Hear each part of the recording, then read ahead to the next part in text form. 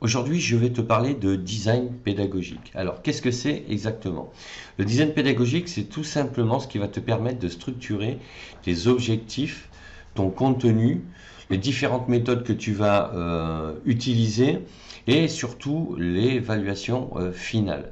Donc, ça va se passer donc en 4 étapes et c'est tous les choix que tu vas faire concernant ces différentes phases pour construire tes objectifs, ton contenu, les méthodes que tu vas utiliser et les différents modes d'évaluation que tu vas mettre en place. Donc en premier objectif, tu vas devoir mettre en place tout ce qui est compréhension des besoins et des objectifs.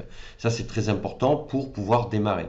Ensuite, tu vas structurer tes contenus, c'est-à-dire que tu vas créer un plan de formation, un programme de formation. Alors, bien évidemment, avec le titre de la formation et tous les titres de tes chapitres cours par cours. Et en troisième phase, tu vas ensuite évaluer, enfin tu vas déterminer quelle méthode tu vas utiliser dans ta séquence pédagogique globale. Donc je le rappelle, une séquence pédagogique globale est basée sur un objectif pédagogique global. Et ensuite tu vas mettre en place des séances pédagogiques, c'est-à-dire des cours. Une séance pédagogique, c'est un cours de formation.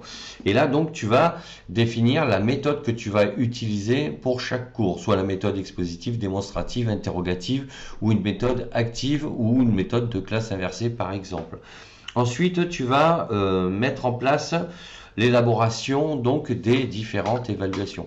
Est-ce que tu fais une évaluation sommative, donc qui va permettre à l'apprenant d'obtenir une note, ou est-ce que tu vas mettre en place d'autres modes d'évaluation? Donc tout ça, c'est ce qui va constituer le design pédagogique, la manière dont tu vas construire toutes ces étapes.